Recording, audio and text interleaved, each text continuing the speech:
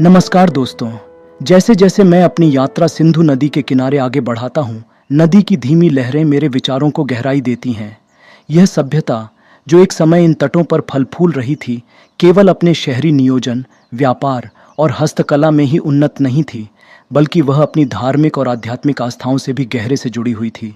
सिंधु घाटी के लोग दुनिया को अपने अद्वितीय दृष्टिकोण से देखते थे, और आज जब मैं इस नदी में तैर रहा हूँ, मैं आपको उनके धार्मिक और आध्यात्मिक विश्वासों की यात्रा पर ले चलना चाहता हूँ, जिन्होंने उनके जीवन को आकार दिया।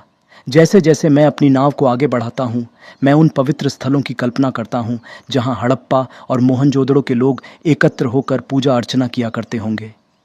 हालांकि अन्य प्राचीन सभ्यताओं की तरह यहाँ कोई विशाल मंदिर या ऊंचे ऊंचे देवताओं की मूर्तियाँ नहीं मिली, लेकिन सिंधु घाटी के लोगों की अपनी एक अनूठी आध्यात्मिकता थी, जो हमें उनके अवशेषों और संरचनाओं से पता चलती है। मोहनजोदड़ो में स्थित महान स्नानागार इसका एक अद्भुत उदाहरण है। यह संरचना, जिसे अक्सर स्वच्छता से जोड़ा जाता है, शायद आध्यात्मिक महत्व भी रखती थी।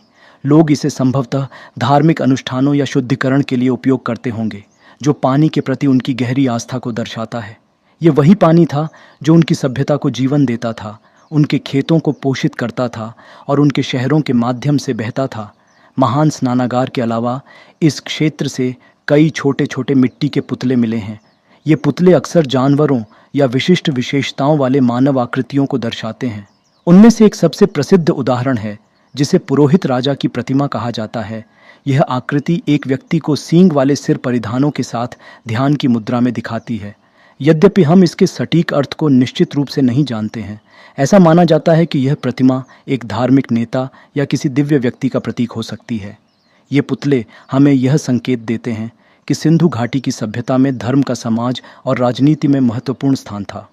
ऐसा कल्पना करना आसान है कि उस समय के लोग इन आकृतियों के चारों ओर एकत्र होकर अपने देवताओं से सुरक्षा या मार्गदर्शन मांगते होंगे। जैसे जैसे मैं नाव को आगे बढ़ाता हूँ, मुझे यह सोचकर आश्चर्य होता है कि प्रकृति ने उनके धार्मिक अनुष्ठानों में कितनी महत्वपूर्ण भूमिका निभाई होगी। सिंधु घाटी के लोग नदियों, पहाड़ों, जंगलों और जानवरों से घिरे हुए थे, जो उनके विश्वासों का महत्वपूर्ण हिस्सा बन गए होंगे।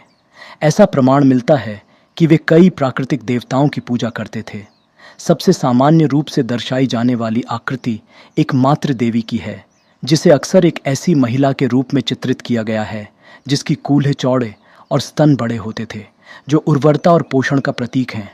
यह आकृति संकेत देती है कि लोग भूमि की उर्वरता और फसलों की समृद्धि को बहुत महत्व देते थे, क्योंकि वे कृषि पर गहराई से निर्भर थे।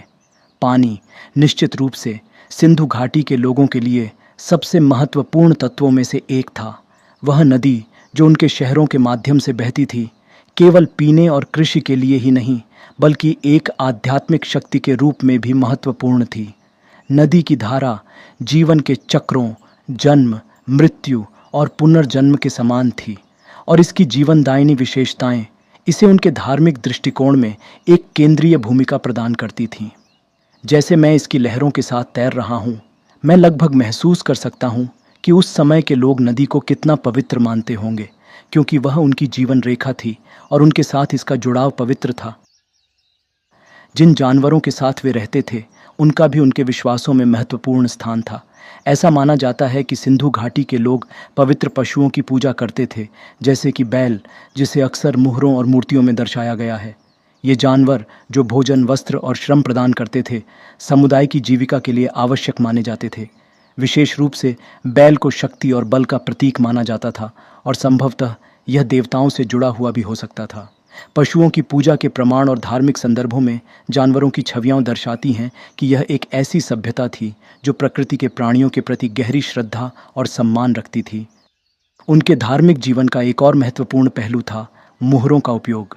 ये मुहरें, जो अक्सर मिट्टी से बनी होती थीं, जानवरों, देवताओं और प्रतीकात्मक रूपांकनों से सज्जित होती थीं।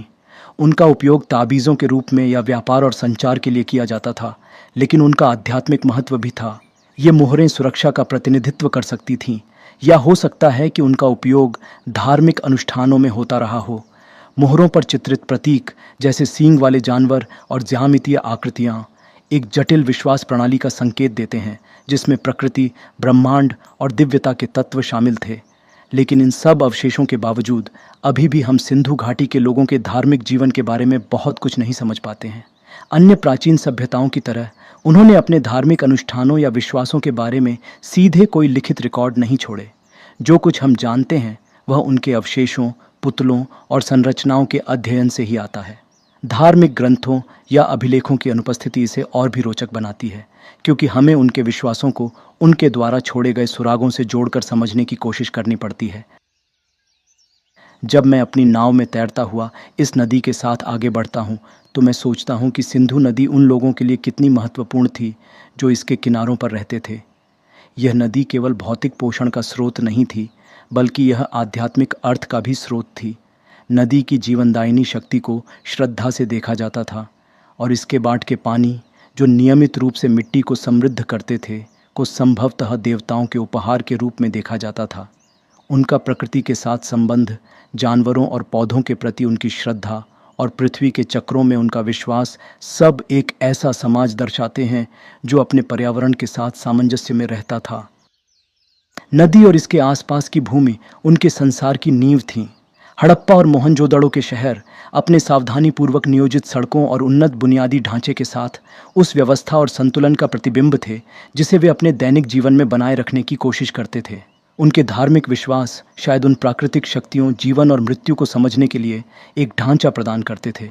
जब मैं सिंधु नदी के साथ अपनी यात्रा जारी रखता हूँ तो मैं यह सोचने पर मजबूर हो जाता हूँ कि उनका आध्यात्मिक जीवन उनके चारों ओर की प्राकृतिक दुनिया से कितना गहरे से जुड़ा हुआ था।